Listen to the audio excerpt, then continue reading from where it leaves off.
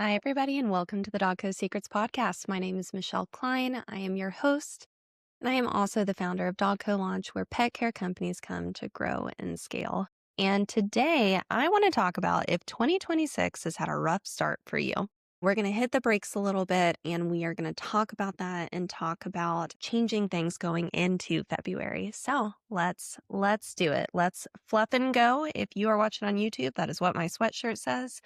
Let's fluff and go.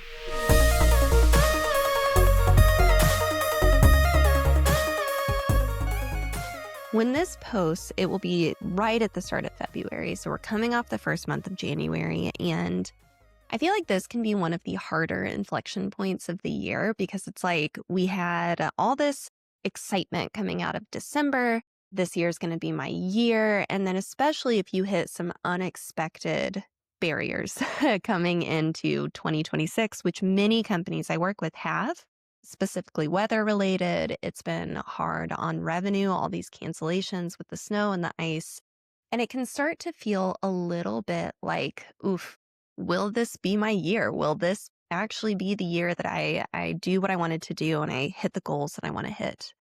And I would encourage you first, we're really, really early in the year. So if you are feeling that, we are like, gosh, mental math, 8% of the way done. That's so early. So take a breath. Let's reset a little bit. Not all is lost if you are in this place while you're listening to this podcast today. All right. So I have 3 strategies for you if you feel like this year has gotten off to a really rough start. Now, these are going to be more so high-level principles, not necessarily specific tactics, because I don't know why your year's hard so far. Maybe it's something personal going on. Maybe it is something in the business. Maybe it is weather-related. Maybe you lost a really big client. Maybe you've been throwing a lot at marketing and your lead flow isn't picking up. Maybe you had team member turnover. Maybe you had everything I just listed. Maybe every single thing I just described is happening right now.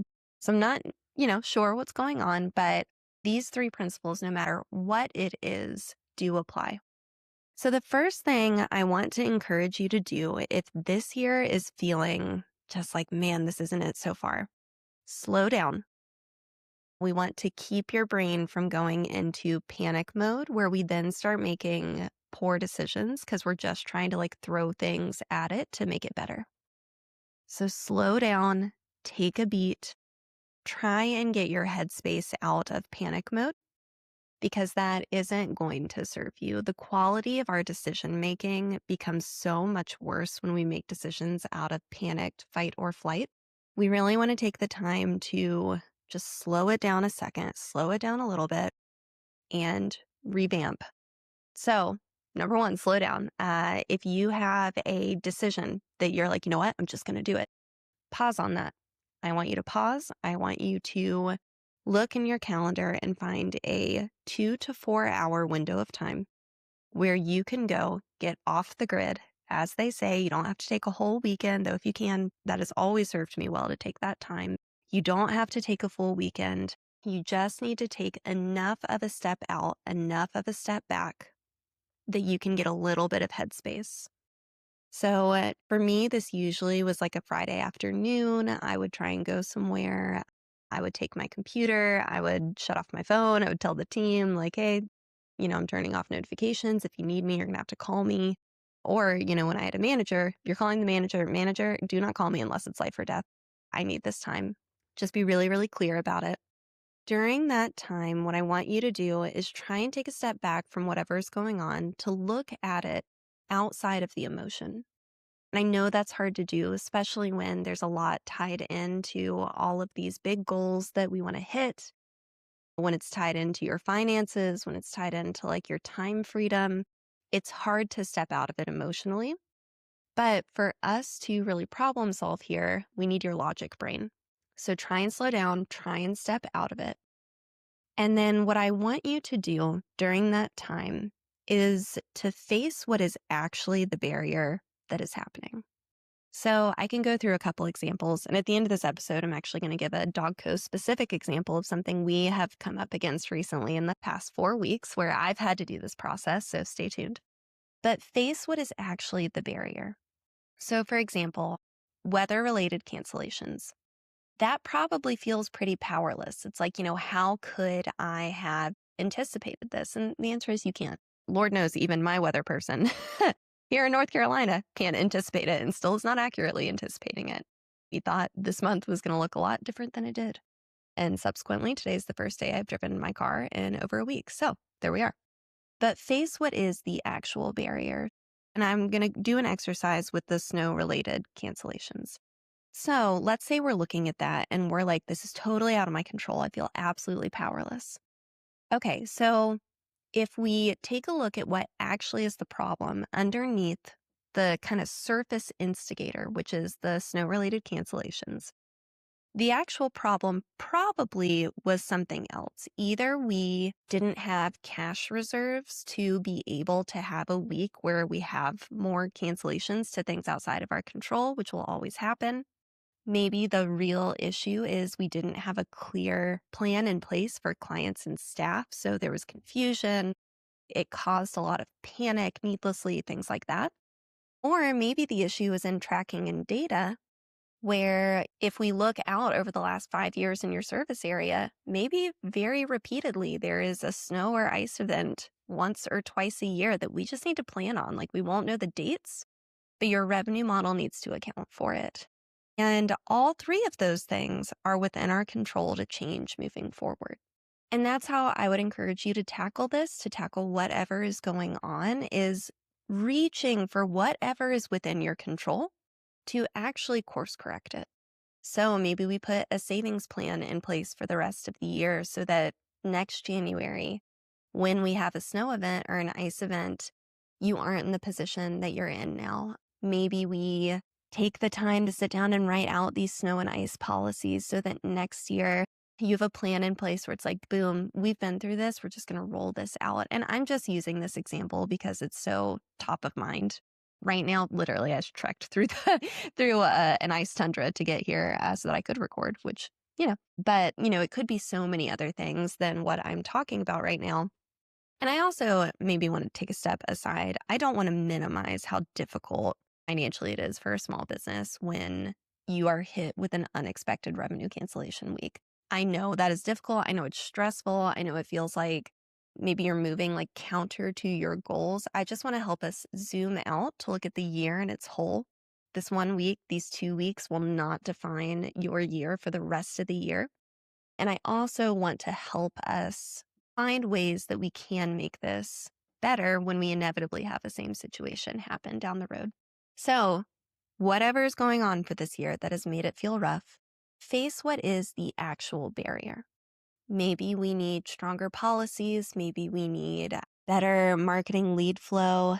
Whatever it is, what is that true constraint that is hindering your team and hindering your growth towards what you want to do?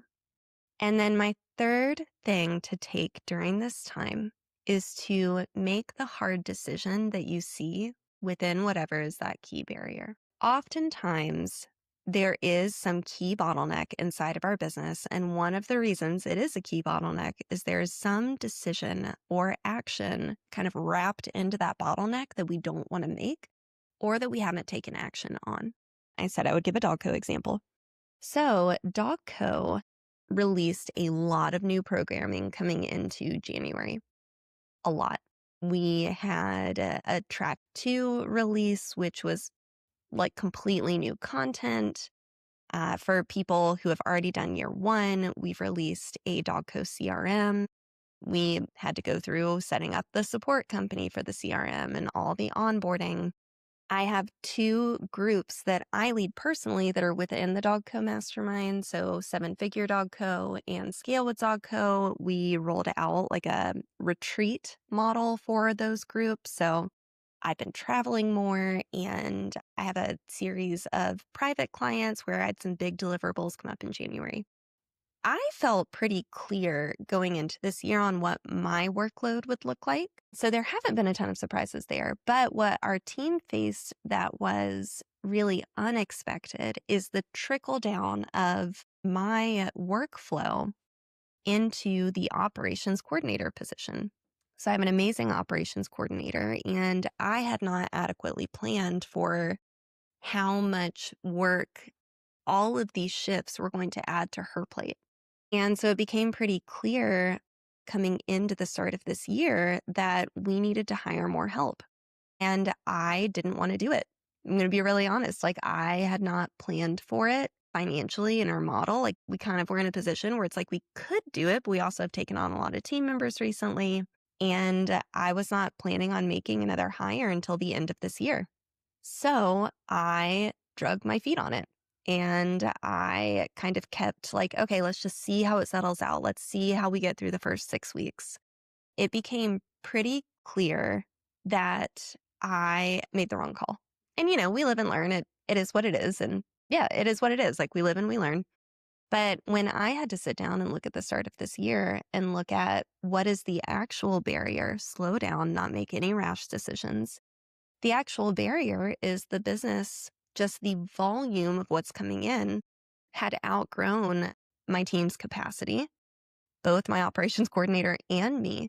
And that to effectively deal with that bottleneck, I would have to hire someone. There weren't other options. I sat down, I looked at them all.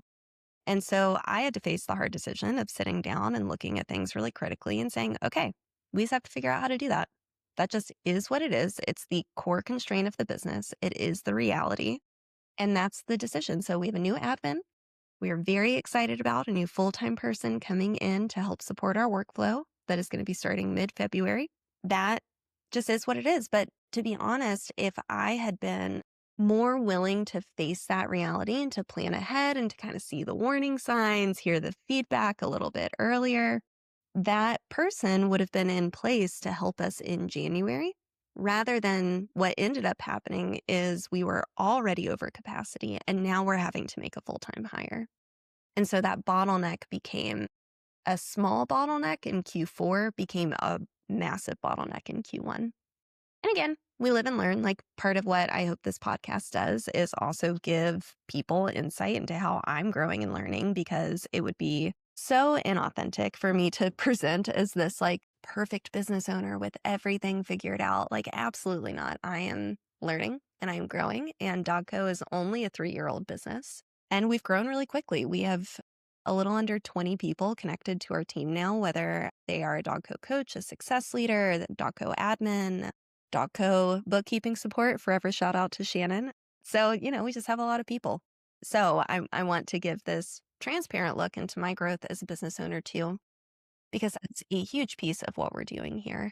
Me growing alongside my clients and further leaning into that. All right, recapping your 3-step process. If this year has felt rough from the start, and I get it. Number 1, slow down. Book some time. Take some time away. Take a step back. That'll serve you well. Get out of fight or flight. Number 2, honestly face what is the actual barrier happening right now. And number 3, make the hard decision. Because if it's the bottleneck, if it's the key thing you got to get through before you can get to the next one, we have to make the hard decision related to what is stopping you in order to move forward. All right, everyone, cheering you on. Talk soon.